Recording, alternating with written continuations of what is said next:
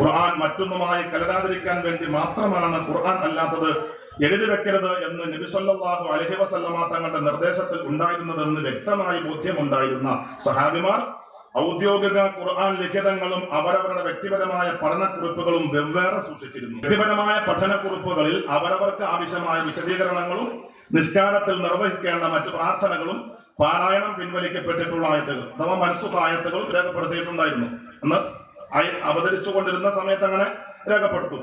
പക്ഷെ അതൊന്നും ഖുർആനാണ്, പിൽക്കാലത്തെ ഖുർആനാണ് എന്ന നിലയിൽ ആയിരുന്നില്ല. അതുകൊണ്ടാണ് ഖുർആൻ മൊത്തം അവതരിച്ചതിൽ പാരായണം പിൻവലിക്കപ്പെട്ട ആയത്തുകൾ ധാരാളം ഉണ്ടായിരുന്നതിനാൽ ഇന്ന് നാം ഓതുന്ന പല സൂറത്തുകളും ആദ്യകാലത്ത് ഇന്നത്തേക്കാൾ വളരെ വലുതായിരുന്നു എന്ന ഒരു ചരിത്ര സത്യം സഹാബത്ത് തന്നെ പറഞ്ഞിട്ടുള്ളതായി ഉദ്ധരിക്കപ്പെടുന്നത്. ഞങ്ങൾ ഓതുന്ന ഹസാബ് സൂറത്ത് ഓതിക്കൊണ്ടിരുന്നത് അന്ന് ഇന്നത്തെ അൽബക്കറകളൊക്കെ വലിപ്പം ഉണ്ടായിരുന്നു എന്ന് പറയുന്ന ധാരാളം ഉദ്ധരണികളുണ്ട്. അത് മനസ്സൂറുകൾ കൂടി ഉൾപ്പെട്ടതായിരുന്നു എന്നുള്ള ചരിത്ര വസ്തുത പഠിപ്പിക്കാനാണ് സഹാബത്ത് അത് പറയുന്നത്. ഖുർആൻ നഷ്ടപ്പെട്ടു പോയെന്ന് പറയുന്ന ആരോപിക്കുന്ന ആളുകളൊക്കെ അത് ഉദ്ധരിക്കാറുണ്ട്. അതുകൊണ്ടാണ് ഇങ്ങനെ പറയുന്നത്.